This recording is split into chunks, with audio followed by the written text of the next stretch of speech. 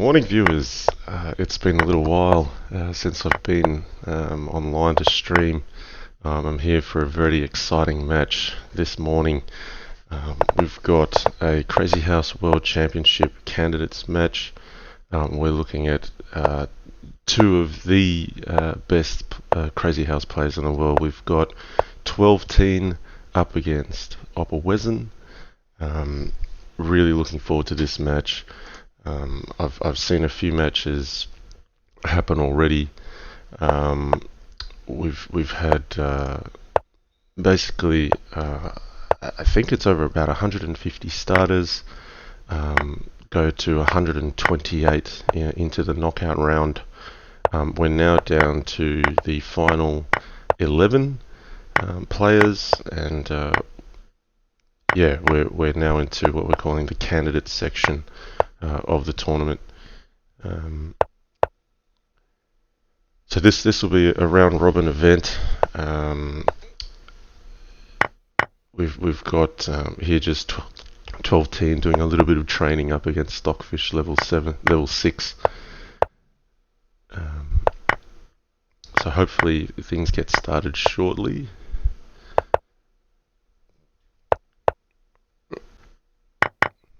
Oh, he's got an edge here. He's looking good.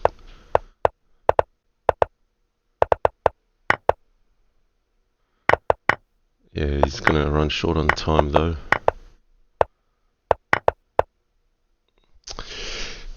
Okay, I think we're about to get started.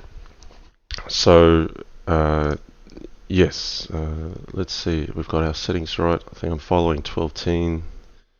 The time control will be 3+2. What are the candidates playing for? Well, there's 11 candidates left. 12-teen, opperwezen. We've got Master Tan, Juanet, GSVC, Clear Casts, J Killer, Fumitox, and I should have actually brought up a list. There's a whole lot more, but yeah, I've got to say a little bit of controversy with J Killer being given a wildcard entry and Fumitox talking about withdrawing from the event. I'd like to say already that look, I'm putting together a candidates appreciation fund, and if you can see in the bottom right, there's a target I've set for $1,100 and another 11 on top of that, where if we can meet that target within the next 2 months, we'll have $101 per candidate as a sign of appreciation for their participation and completing all of their matches. So that's an incentive that I'm working towards, and bringing you these streams where if you'd like to donate, I'll be collecting money on behalf of the candidates to see them complete their matches, and regardless of how they finish, because it's a grueling event. It's been grueling to get here, to ensure they don't walk away empty-handed, and complete the full set of matches. So even with everything to do with J Killer and Fumitox, Fumitox, if you can hear me, I've not given up on you yet. So if you'd still like to complete all of your 10 matches, this appreciation fund is also open to you. So I hope you hear this this morning. Let's have a look into what's just happened in this first match. We've got e4, e5, generally quite theoretical, early d4 from 12-teen, and knight f5 played. Generally white's okay with sacrificing a piece here because there's such a big weakness on g7. Opperwezen's opted for bishop f6. Pawn at g5. Now pawn at h3 I've not seen, so I'm wondering if this is some kind of new theory. I'm expecting the players to have come into this studying a little bit. I'm not sure if he was actually originally intending a pawn at g2 and knight at f3 idea with some kind of sack, but maybe he decided against it. So yeah, it's looking like both players are into the thinking section of the game already. I like white here. Um, the material is balanced, but white's the one which has the pressure. I feel like black's kind of traded a piece off on f6 for the one on c4, and this knight's not really well placed. It's away from where the action is. The g2 hole isn't too much at this stage. So black here likely to be conceding some material early.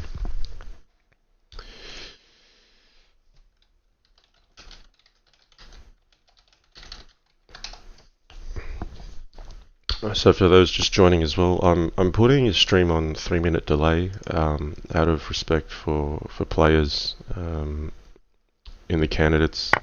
In case we're all discussing moves and things like that. We don't want that to be influencing the outcome of the game if someone is viewing a stream, if one of the players is viewing a stream. So given that the time limit is 3 minutes original time plus 2 second increment, I figure a 3 minute stream delay is appropriate. That the information being discussed should be old enough, yet it's still close enough to feel like it's live. So that's my rationale for a 3 minute stream delay. Okay, now interesting here. TwelveTeen could have taken the queen, but opted against it. I'm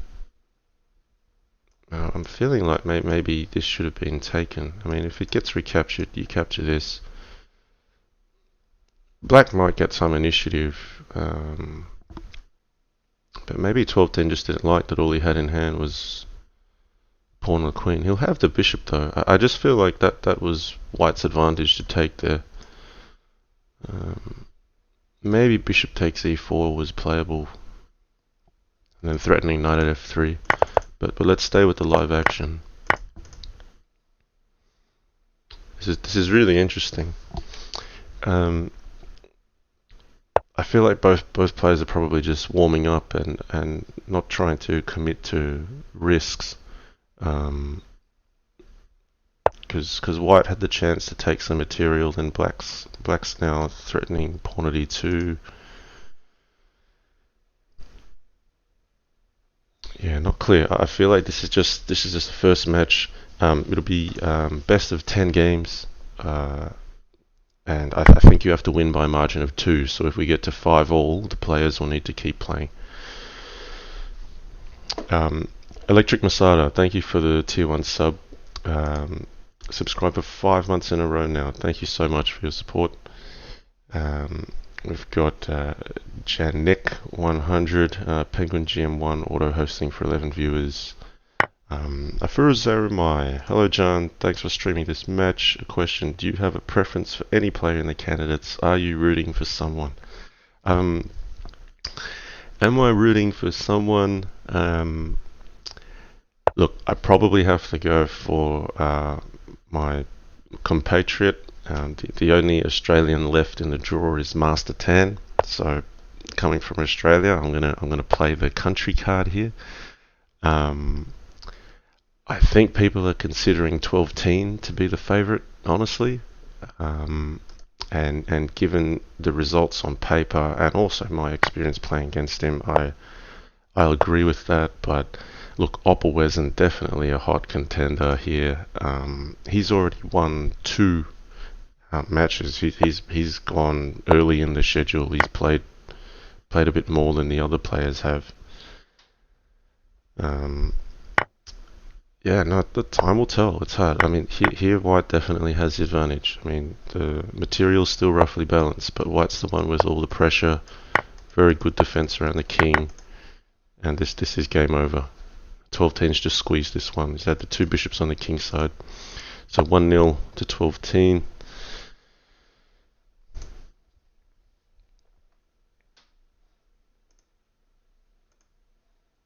Okay, e4. Wow, c5. TwelveTeen. Now, maybe he's prepared something. C5 Sicilian. Generally, we don't play this in Crazyhouse too much because of the C7 weakness. Now, for some time I've believed it probably is playable, but black has to be really careful. There's a lot of natural paths to this C7 square being weakened. So he's played A6 early. Oh, A6 B5. I don't know here if TwelveTeen has actually studied something or if he's just trying to throw opperwezen out of book from move 1. I know the way these two play, both of them are capable of playing unfamiliar situations. Now here, why take with the knight? Why not the bishop? Well, basically white's trying to play pawn at c7, and that's not easy to stop. If pawn at c7 was played, white would play pawn at b6. And even here, like I think black's gonna struggle here. Opperwezen's gonna really. You can see how quickly he went for c7. He's just going for all the pressure here. This already looks bad. Takes, you get with check, and then there's pawn at c7 or knight at c7. In chess, maybe a piece for 2 pawns is a sacrifice, but in Crazyhouse, a piece for 2 pawns is a fair trade. So opperwezen hasn't even really given up material yet for this. Yeah, no, TwelveTeen's played into something very difficult to defend. So, alright, he's got rid of his knight on b8, but I like white a lot already here. And that's the thing, like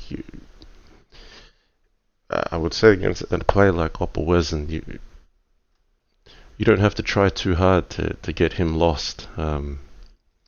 He'll make the position creative anyway. Yeah, this. Oh, I don't know about this. I would have actually taken here first and then played knight at c7. Now maybe black gets this bishop. But maybe there was bishop takes d7 and king takes. This shouldn't be bad either. I mean, after bishop takes b5, queen at b8 is very strong.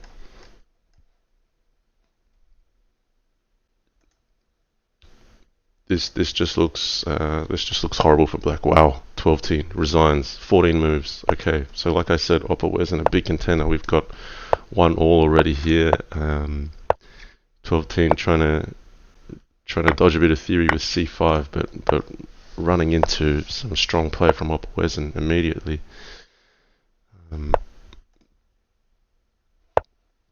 Oh, right.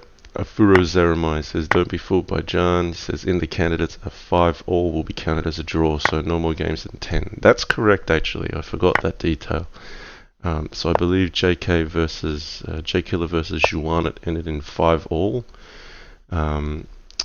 Yes, so thanks for correcting me there. This is just a straight 10 matches.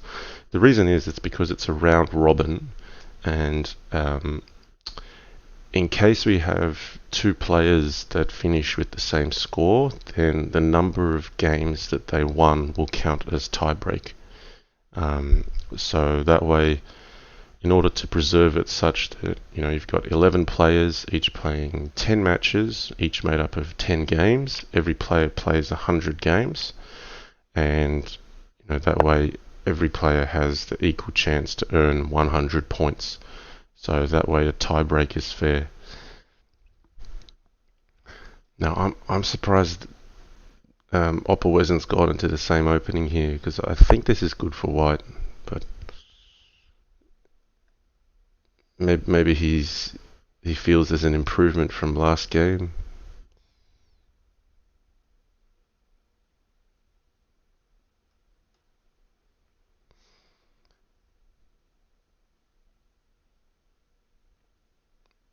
Yeah, I just feel like just this moment opperwezen's got the confidence just a little bit quicker out of the blocks.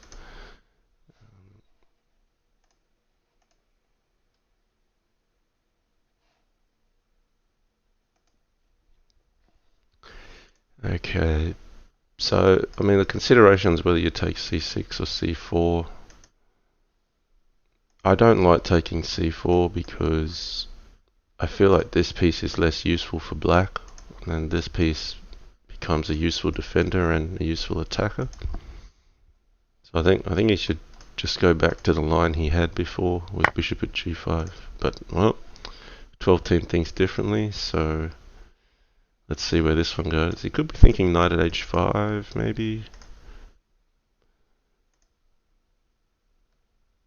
Now, opperwezen, he might even be considering taking this one. Yes, but I think this one's good for white. Now that looks justified.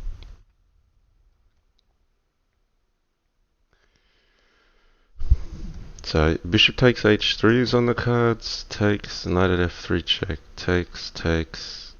Pawn at d7, king f8 looks safe for black because the knight's covering e7.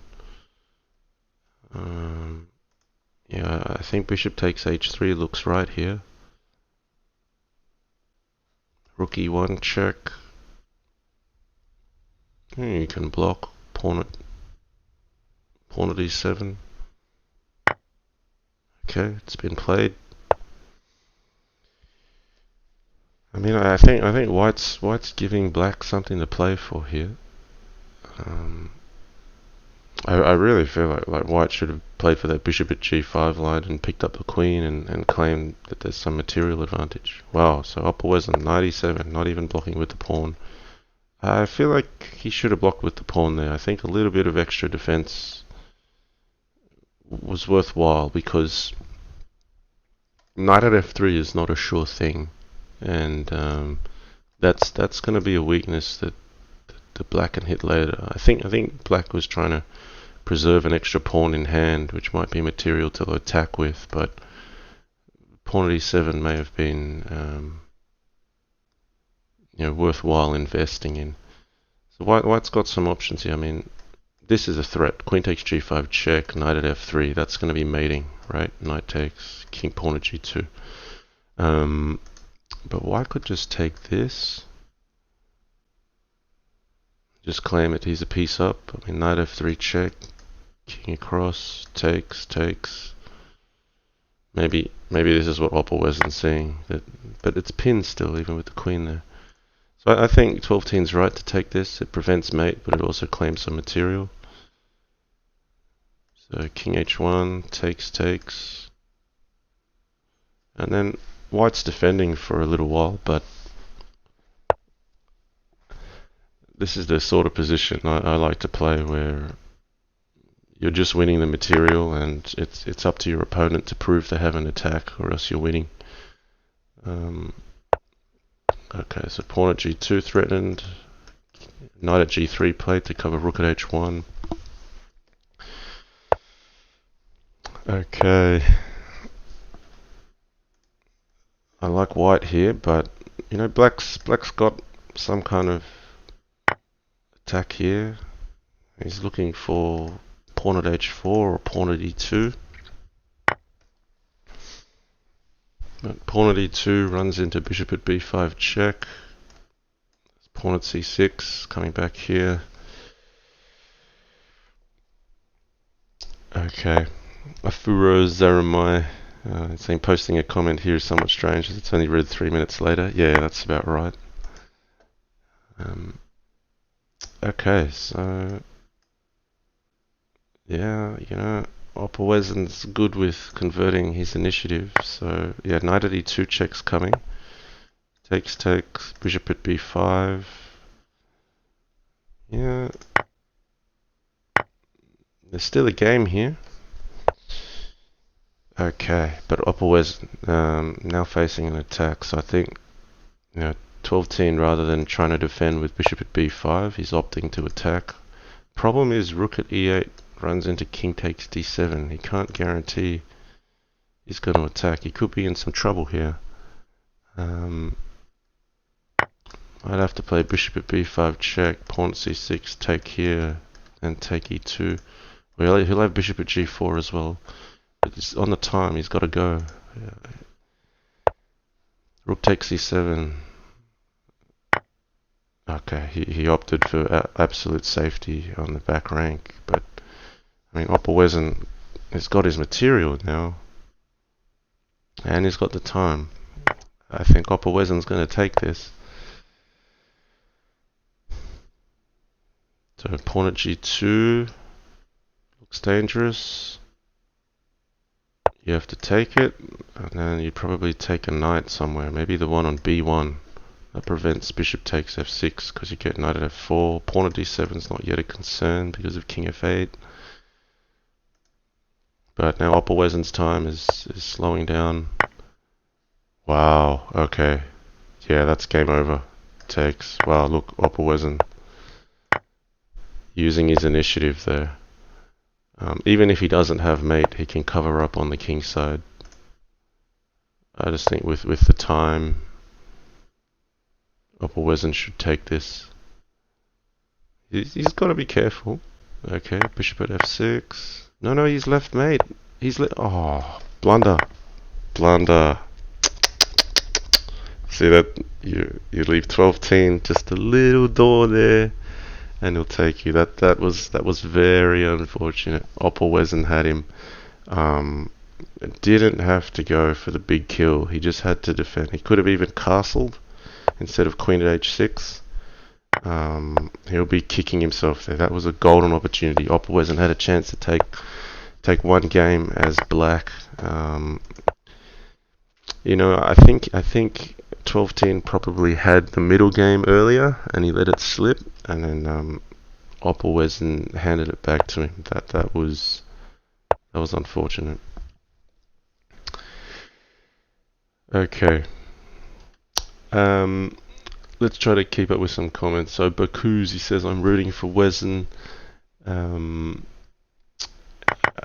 Zarumai is saying, never underestimate TwelveTeen's talent to hang on and do some magic for a counter-attack. Well, you just saw it there, but I think that was more opperwezen's self-undoing rather than TwelveTeen coming up with something. Swole19 says, by the way, is Fumitox still not playing in the candidates? I mean, look, I think Fumitox is making a point. Let's discuss this just a little bit. That J Killer's been given a wild card, which has been, a sort of a late change to the rules. He wasn't yet registered on Lichess when the Crazyhouse World Championship started. I think it began with opperwezen actually saying he would step aside on his wild card, and then people were like, hey, but we want opperwezen in, so somehow J Killer was provided a wild card as well, and Fumitox has largely put this as an action that the organizer Fishy Vishy was responsible for. I think Fumitox should play. I mean, it's such a privilege to have a position in the candidates this year. It's been an absolutely grueling battle to get through. Fumitox has a point, and I think that's great that he's standing for a point that he believes in. He's basically, he has no other leverage other than to say, well, if you're not going to listen to me, then I'm going to withdraw from the event. That's just his only play. I just feel that's a very heavy sacrifice for him personally, and I think it's rooted in the fact that he feels that it's been a very difficult path to get to the candidates, particularly if you faced a loss fairly early and then you went through the knockout stages. You still encountered a heavily strong field with an extra round to play. So, yep, I mean, he seems pretty set on his mind that because J Killer's in and that decision doesn't look like it's going to be reversed, that he's going to be out. As you can see, I've put a candidates appreciation fund target down of 1111, and that's to acknowledge there's 11 candidates this year. So, yep. with what happened to opperwezen when opperwezen said he was going to step aside and he was pretty certain about it. I said, look, just have a think about it. My At least my doors remained open for opperwezen, and he's decided he was going to participate. So yeah, my door remains open for Fumitox as well. Even if he needs a couple weeks to come around. He's saying he's withdrawn, but I don't think Fishy Vishy or any of the players, including myself, would like to see Fumitox throw in his opportunity to play. Yeah, it's not necessarily a fair thing changing the rules halfway, but J Killer is an exceptional player.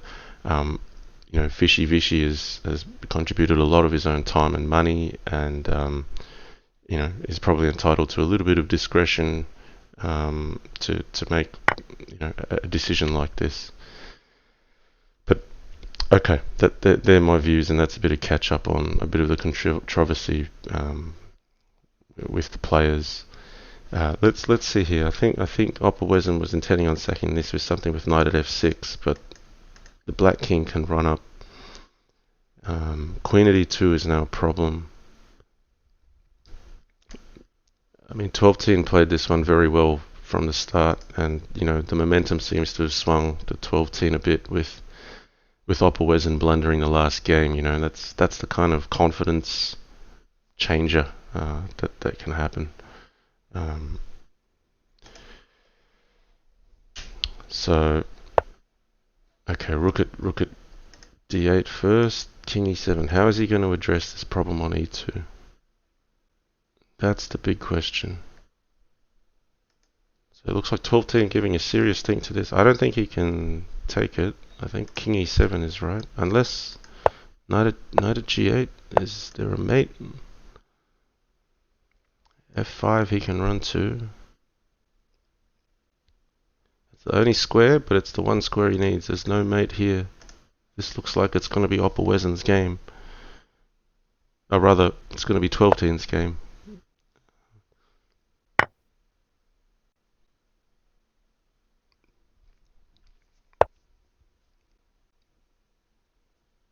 So queen takes or king takes?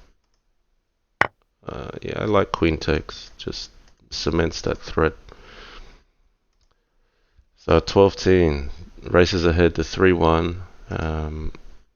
I think I didn't talk too much about that game, so sorry about that. But my summary of that is that black got a very good space advantage early, and material was balanced enough.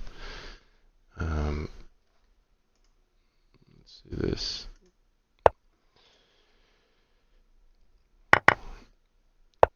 Okay, we're going down this line again. I still think this is good for white. I don't see reason for TwelveTeen to deviate here. But yeah, very unfortunate for opperwezen there. He got a good position in game 3, and really had the chance to kind of put the screws on TwelveTeen, put some pressure on early, and instead he lost that game and the game that followed with white.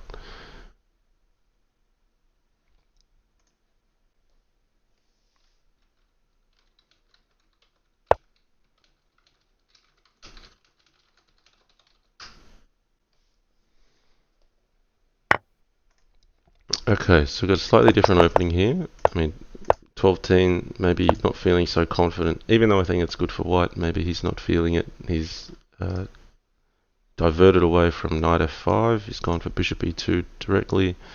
d5, opperwezen looking to play for development. And I feel that against a player like opperwezen, if you give him the space and the freedom to move,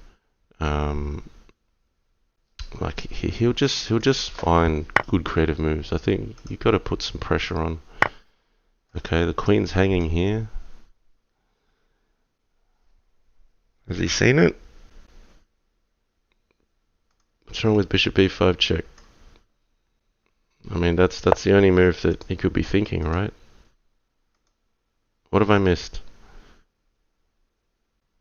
Bishop e5 check. I have a feeling both players just missed that cold. Um, because even the queen would even be hitting the knight. So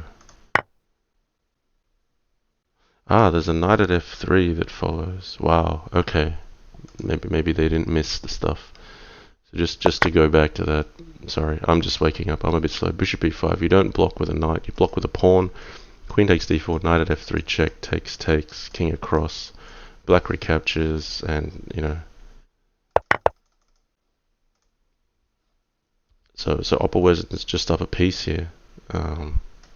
Queen b4 is hitting the knight. Like opperwezen's just going to be happy here. He's just a piece up. Yeah, definitely some psychology going on here, guys. These two are putting a bit of pressure on each other, even though TwelveTeen's up 3-1. He's not continued with that knight f5 line, and he's just giving opperwezen free space and free control. So I like how opperwezen's played here. It's really thematic. He's just said, I'm just going to undermine g2, which undermines f3. I'm up a piece for a pawn, and he can just rinse and repeat, put another knight on e5, bishop at f3 could follow. White's only got pawns in hand. So if pawn at e2, you take this one, then the rook comes for free. Look, TwelveTeen even threw in the towel here. He just knows opperwezen's going to be able to grind him from there.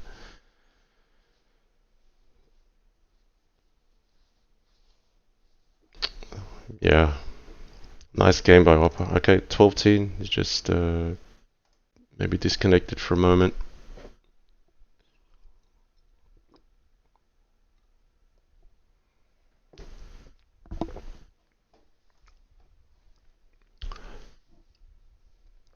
So, Furo Zeremai saying, as a JL fanboy, he means a JannLee fanboy, he said, I'm secretly hoping TwelveTeen won't make it because I'm thinking he's the one who might be strong enough to win the final. On the other hand, I'd say he's right now the strongest Crazyhouse player, so from an objective viewpoint, JL vs TT would be the final between the strongest players. Yeah, I should say that, hang on, let's just see here. We're going back, that's good. Yeah, TwelveTeen in the last, 6 months, possibly even 9 months, I feel like if I play a series against TwelveTeen, I'm just a slight underdog, and he generally walks away with about a ratio of 4 wins to 3 losses against me. Okay, so we're heading down this same line. There's an early pawn at d4. How does this go? So e5. Yeah. There's been d4 being played recently, but it looks like knight c3 is the move.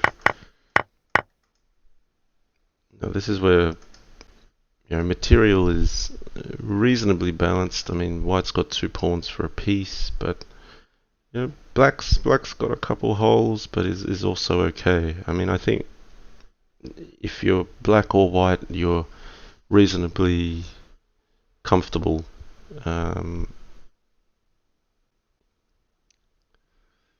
This is an interesting game for both sides to play now. They're both out of book, and I'd say there's dynamic equality here. Queen at c7, just covering up all the holes. Black's just looking to develop naturally. White probably needs to make use of these pawns. Very solid center, very solid here. Already looking to target e5. I think queen at g3 is a good move. So this is going to be a bit of a grind. Let's see. I like how this one's going to go. So wow, knight at f4. Pawn at d4, still hitting e5. I'm not sure about knight at f4. What does he do against this move? Like, knight at f4 was fine if white captured f4, but it seems a little bit one-dimensional. Like, I think opperwezen's in his groove this game. I think This is one that opperwezen can grind from here. Wow, knight f6. So what's he thinking? Takes knight h5. Then what? But I mean, white can just sidestep. No, he can't. He's got queen h4, knight g2 check. Okay.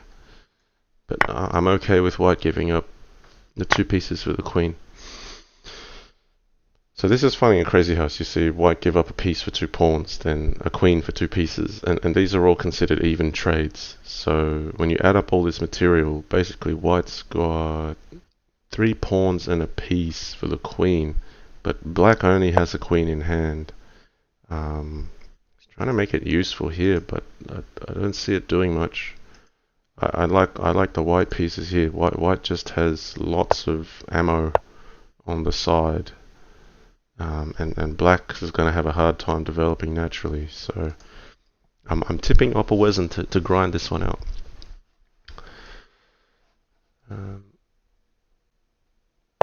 Okay, the lazy MD saying 11-11 in donations? Question mark. Yes, I'm setting a nice big target. I think. Look, even for all the candidates that have fought hard to get here, it's been an incredible effort just to battle through. I know the players are not just putting in their time to play each of these matches, but there's probably some preparation time going into it as well, and I think that effort should be acknowledged.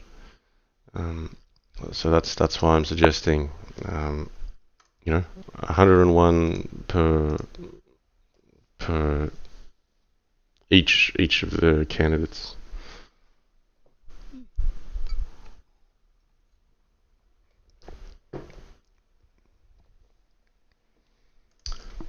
So KalevXD saying, when do you play JannLee? So I'm actually very fortunate this year. Because I won last year the championship as a defending champion. I'm waiting at the finishing line of the candidates section. So the winner of the candidates round robin will get to play against me 60 matches for the title.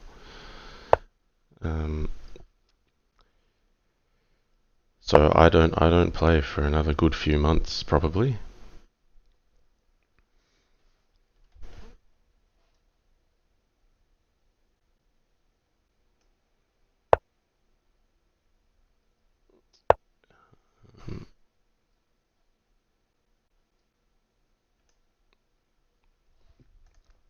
Okay. So I feel like TwelveTeen's been resourceful enough here to get something going. I mean, opperwezen's still incredibly safe, but he's not yet converting on his advantage. So, I mean, if I step back a little bit here, I really liked white here. I thought maybe pawn at e3 instead of the knight. I felt it was worthwhile keeping another knight in hand. But he used the knight, and then he kind of kicked the queen around. He could have just castled here as well. And then he ended up, defending this pawn on b2. Like these pieces just kind of went in like a non-threatening progression. I think like pawn at d6, even with the knight here, is quite reasonable. But he's found a way to convert some trades. He's still looking just fine. I just feel like he could have been a little bit more frugal with the material management. Here it's a pawn at d5 or bishop takes a6. You got to be careful if black can sneak something in through the back here. So he's just deciding to control everything. He's just going to control the piece flow.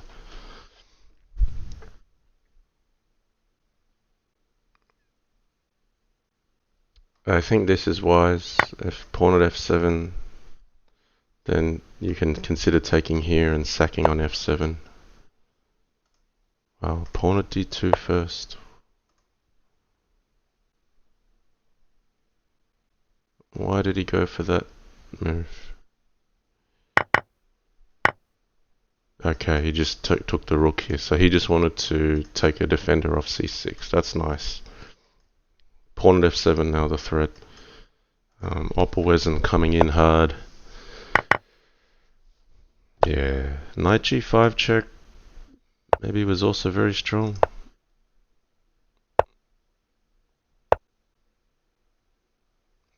TwelveTeen being resourceful with defense here. Okay, he's just looking to cover e8. Oh, rook at d8. That's okay. Opperwezen's happy. He's got 2 pawns on the 7th. Rook at d8, but the king just moves. He's just going to defend a bit. Yeah, TwelveTeen's not giving up here. He's looking for some kind of angle that's going to... Okay, he's probably missed this though. Rook at d8. Yeah, this is looking bad for black. Now, pawn at d6. I mean, that should be fine. Just got to make sure there's no counterattack that finds him. Mate in 1.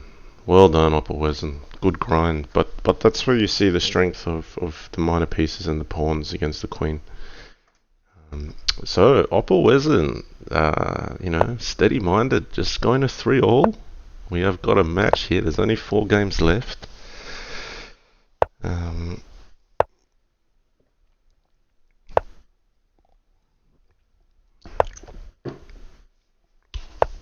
Okay, good question from Bakuz. Okay, but where is the donate button? Okay, I'll have to put some more donation buttons up somewhere. I have at least just recently enabled bits, but I believe there's PayPal and credit card options, so I'll make some buttons available. Let's see what happened here. We had an early f3 because bishop g4 was played. And I've tried this myself as black against Yasser Sirawan a few times. But I feel like, yeah, it's interesting. There's some weaknesses here on the king's side. Wow, early sack, so bishop at g3 coming in. I think Opperwezen's got his mojo back here. TwelveTeen is just trying to keep it out of book, but he's taking a bit of risk as well. So a piece and a pawn for a queen. Probably slightly, worse for the player with the piece and the pawn. This looks free, but it's not because of queen at b5 check.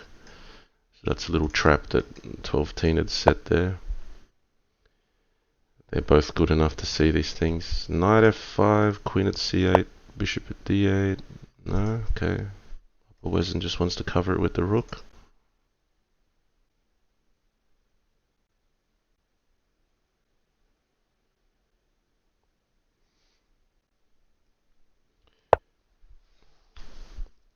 Hang on guys, I'll be right back. Just going to adjust the air conditioning. It's getting a bit too warm here.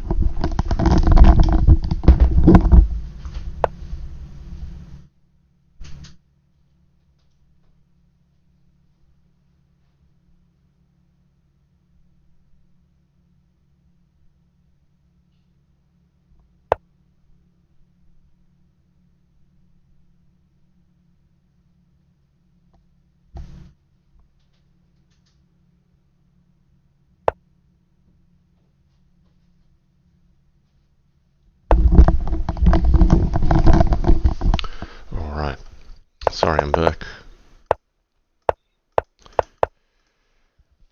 Okay, so we've got some pressure on e3. We'll see if Opperwezen can work the magic with the minor pieces again. Now his queen takes g7 on. Knight at f6 check. King e7, queen at d7, king f8.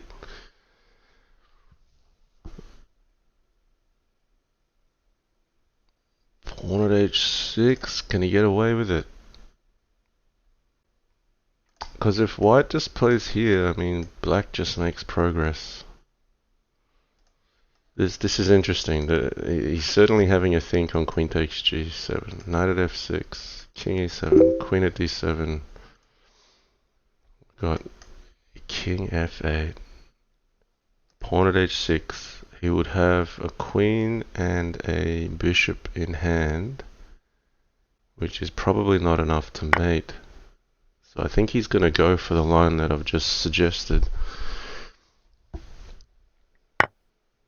So black has to take, there's nothing else. So knight at f6. I think the king should come to e7 first to make white commit to queen at d7.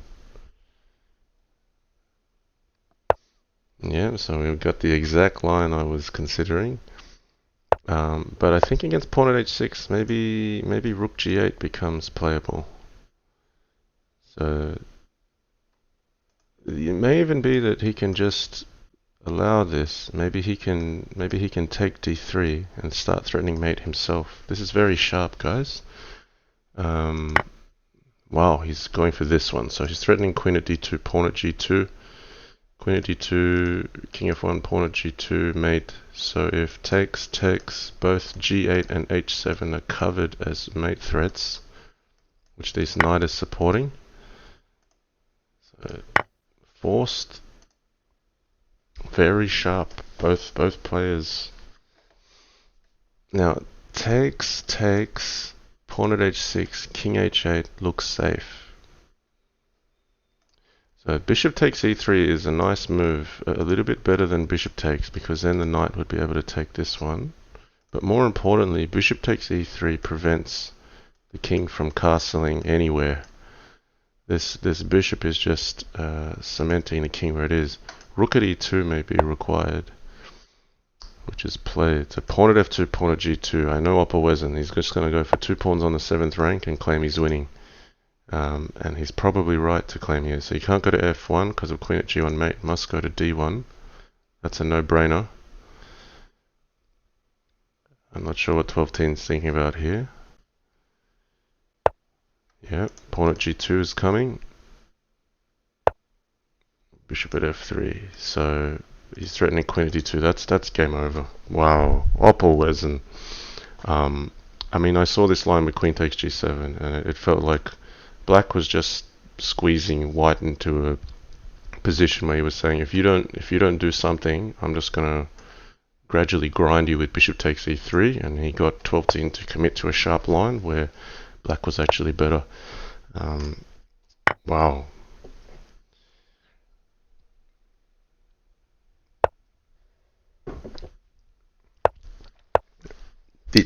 These guys are playing some class Crazyhouse, guys. This is really good to see.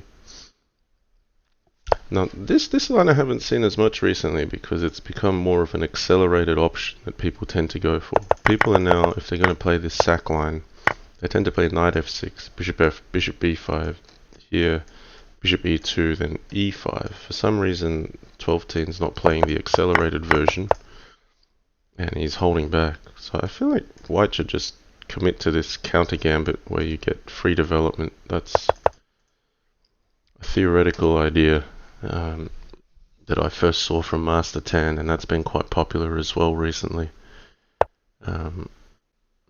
Okay, so here, like black declining to take the knight just to squeeze white a little bit.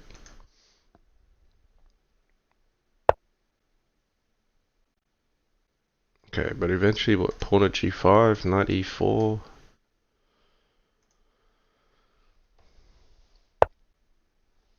Pawn at f4. Wow, these guys coming up with some interesting stuff. Okay.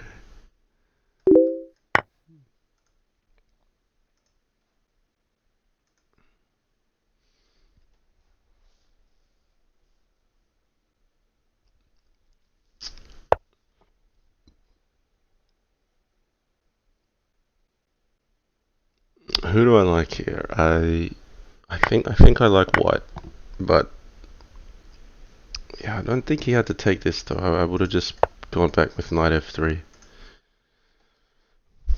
They're just both offering a piece for a pawn at every turn here, and I don't know if they're all justified. I just get the feeling both of them are trying to scramble each other and to really ensure that this looks unfamiliar for both. Black's now actually equalized on material, and white hasn't really addressed any of the development issues. They both seem keen to not budge on this knight on c3.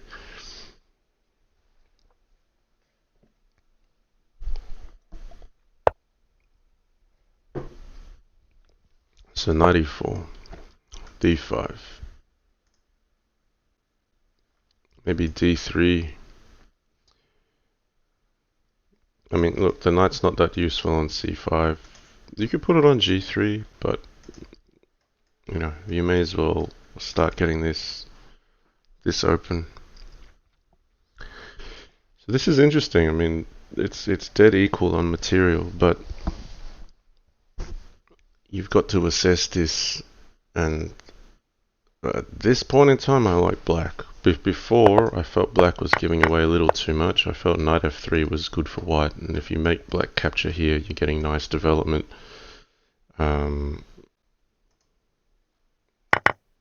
Opperwezen probably felt he was already a piece up, so he had the right to give one back.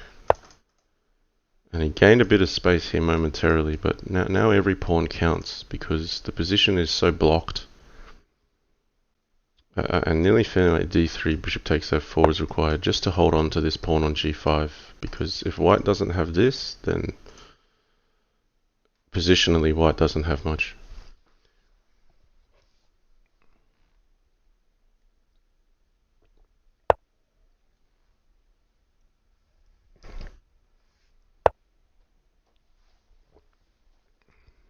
Bishop at h5 check. So, okay. TwelveTeen deciding that f4 is the one that's valuable here because that prevents g5 from being protected. So they're basically playing for these two pawns, and they're willing to give up material for it. Okay, takes, knight at e5 check. So I don't know if knight at g6 was the right block. Maybe he should have just played g6.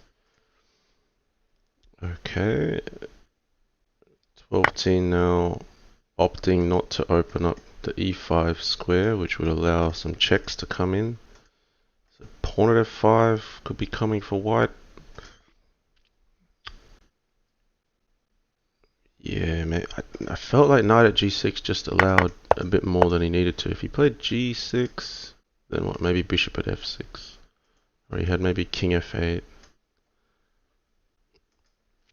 Yeah, I mean it's easy for me to say things from the sideline, but wow, knight at e5 has been allowed. Okay, well, Opperwezen's given up a bit of material here, but he'll be happy with where he's got the black king, and black's pieces are still underdeveloped. So this is interesting. Opperwezen a bit down on the clock. You know, this is hanging, so it's white's initiative up against black's defense. Black's also got to be careful of bishop at f5, pawn at e6, pawn at f7, knight f8 mate. If you say defend with like bishop at d6. I think queen takes g5 could be in order, but then maybe white just picks up the rook, and if black doesn't have enough to mate here, rook at g6 is not pretty. But yeah, he's had to take this one. Bishop at f5, he maybe runs a king. Yeah, I like white here. He doesn't even have to do it yet. He's got queen d4 check as well if the king comes to d6. But there's not enough to mate. Well, you can't sack the queen and play knight at h4. The king just drops back. There's nothing there.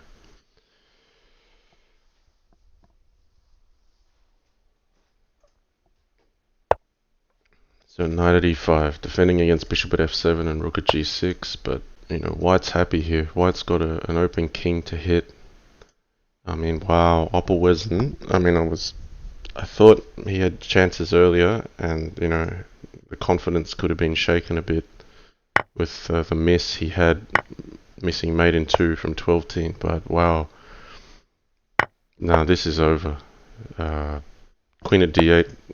Well, that was queen at d8 was mate. Okay, he's going to go about it this way. He's just going to get him in an open spot.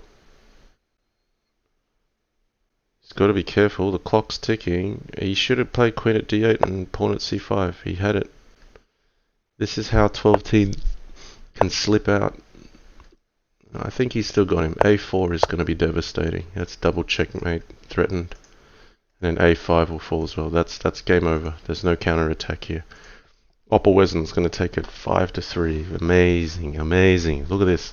Look at this, guys.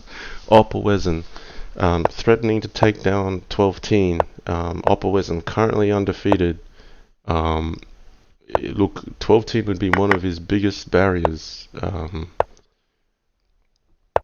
You know, Opperwezen, I would say on paper, is clear number 3 this year. Whether you rank 12Teen or myself number 1 or 2, Opperwezen is certainly number 3 in there. I mean, J Killer's also been playing some great Crazyhouse, but Opperwezen just has... The term in tennis would be a full court game. He can serve, he can volley, he can play up front at the net, he can play at the baseline, so he can do it all, Opperwezen, just like the rest of the top players. But he's got a real creative flair that he brings to the game, and he's shown it today. He's just played a bit better strategically than 12Teen today.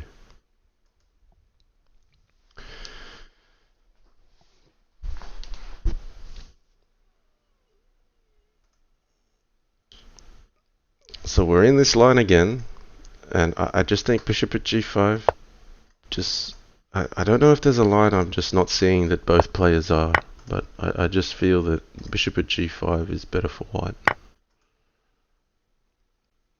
And that's not with too much thought either, so...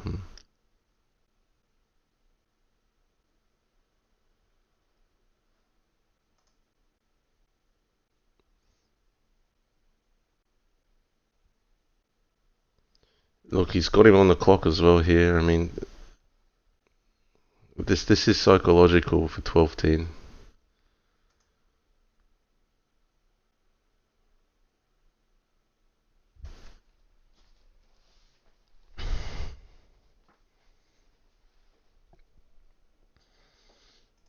Okay, this is interesting. So, Hang Nga, he says, I'm not that convinced with JK. He scores against anyone quite reasonable, but he's not the guy to crush someone like Opper or TT with 6-4 or higher. Yeah. My comment is not to underestimate JK. In my opinion, only because JK's been playing at the top level for longer than I have in this game. He has been able to adapt so many times. I mean, because he's got a family as well, like myself, and he's just taken breaks from the game for a year or two, and then, you know, the game's evolved, and then he's had to catch up, and he's always able to evolve to the new standard. The analogy I would use for JK is a little bit like, you know, a dragon under the mountain. And he sometimes just goes into his lair, and he's out of sight, and he comes back and you know, comes back to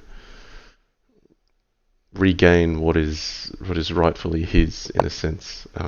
So look, he's a big name player for 2 decades, and there's a lot of people that have just joined the Crazyhouse scene recently, which is fantastic. But for Crazyhouse and Bughouse, J Killer is one of the legendary names. Now, I like what 12Teen's done here. He's just backed himself, going for what won him the game before, when he played into this line, and it was basically these 2 bishops.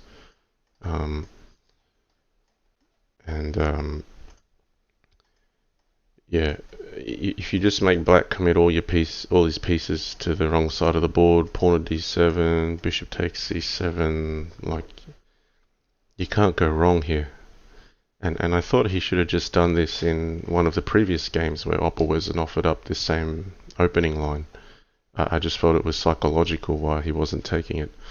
So So look, 12-teen, maybe steadying the ship here. Can he save this one and get 5-all? Because I think this one's actually very critical in determining the final positions. Because if opperwezen gets away with this one, it's not easy. So I think knight takes e5 here. Yeah, if he takes, he's banking on knight at f3. Queen at b7. That's a good move. Really good move. Yeah, 12-teen. Exploiting this knight on e5. That's a nice find, queen b7. I think white's got it here. But I really feel that 12-teen could have done this in some of the earlier games. So yeah, H bar in the comments saying 5-4, such a nail biter. Well, it's not 5-4 yet. Pawn at f6 is a nice save. It defends against both threats. So I missed that. I thought black was out of resources, but opperwezen finding the moves. Okay, 12-teen committing to attack. I feel like 12-teen will have enough gas in the tank to bring this one home. So now pawn at d7, a big threat. What 12-teen's doing here is he's not necessarily going for a knockout blow because he doesn't have it yet, but he's just keeping his king a little bit safer than black's. And, if he can land some pawns on the back rank, I actually thought pawn at c7 might have been a better option than bishop takes f5. Just a little bit more forceful. But this is, yeah. This is hard. Now, what is that doing? That just runs into pawn at d7, doesn't it? He doesn't have an attack here. That's toast.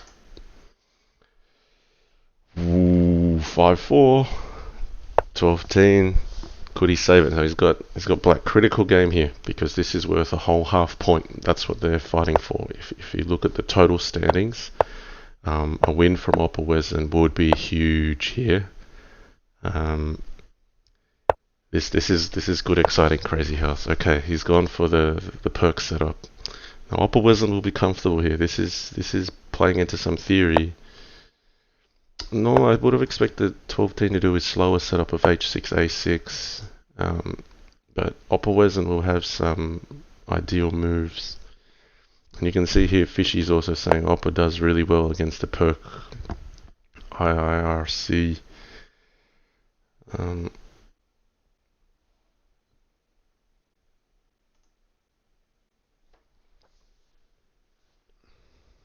Okay, h6.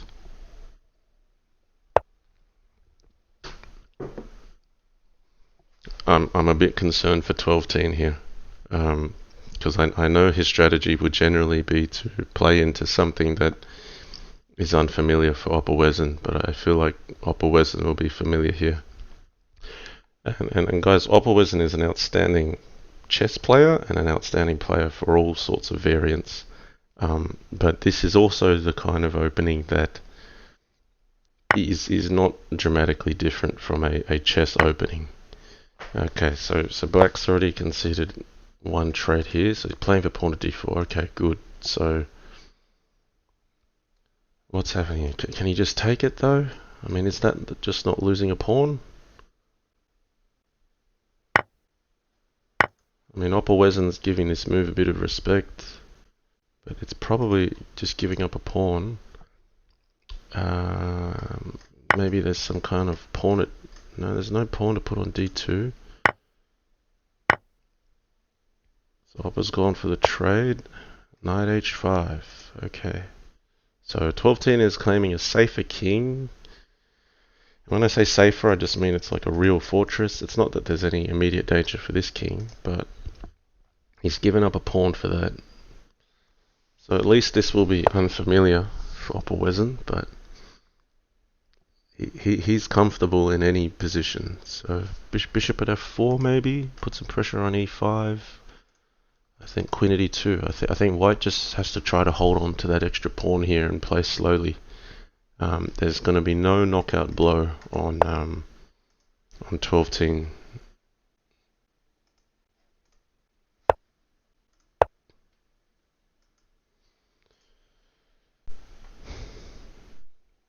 Okay.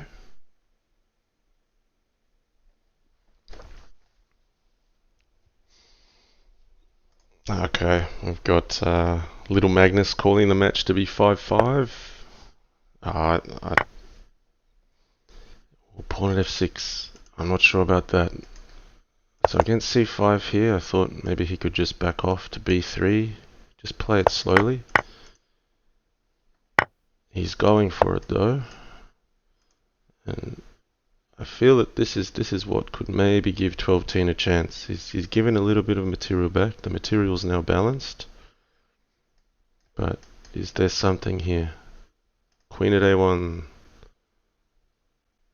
Queen at b1. Takes. Knight here. That doesn't quite work. 12-teen's fishing around for something though. He's looking for a move here.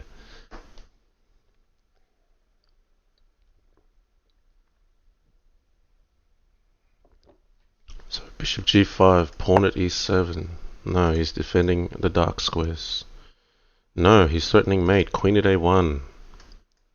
And knight e2 or knight d3. Double checkmate. Okay, this is a nice move. Bishop at g5. King b1 takes the knight, takes here. He regains control of the defense. Knight e4. And then black can continue to grind with something like pawn at g7. Whoa, what? That's just... What are they doing? What are they doing? What just happened there? He just missed mate.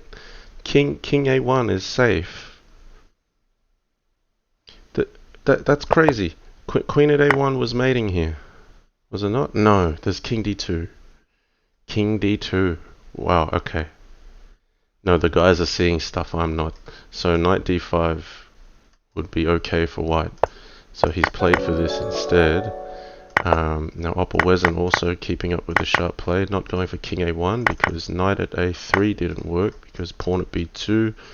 Knight at a3, pawn b2, c4 is covered, so there's no mate there. Both players playing out of their skin. Knight at a3. What is this? 12-teen going all in, but knight at b3. I don't think white should take this one because of takes. Master Kasim just subscribe with Twitch Prime. Thanks for the sub. It says keep up the good streams. Appreciate the support. Okay, opperwezen's decided he's gonna eat all the material. Oh, opperwezen. Wow.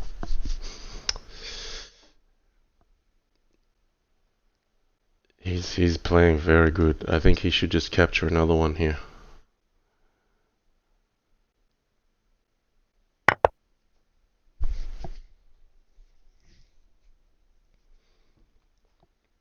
Yeah, you just take that. 12-teen's just playing checks. Well, where is he going? Oh, I can't keep up with these guys. What was wrong with this? Was there a bishop d4? No, I didn't see it. I feel like opperwezen's giving a bit of initiative away here. Bishop takes d4. No, so... Wow. The game goes on. Knight at b3. Now a threat. So bishop at c4 covers that. We have progressed well beyond the opening here. This is an absolute dogfight where I think opperwezen's held enough material around his king. So opperwezen now is a piece and a pawn up. Possibly threatening to trap the black queen, but I think pawn at e5 would be coming soon. Yep. I think opperwezen has it here.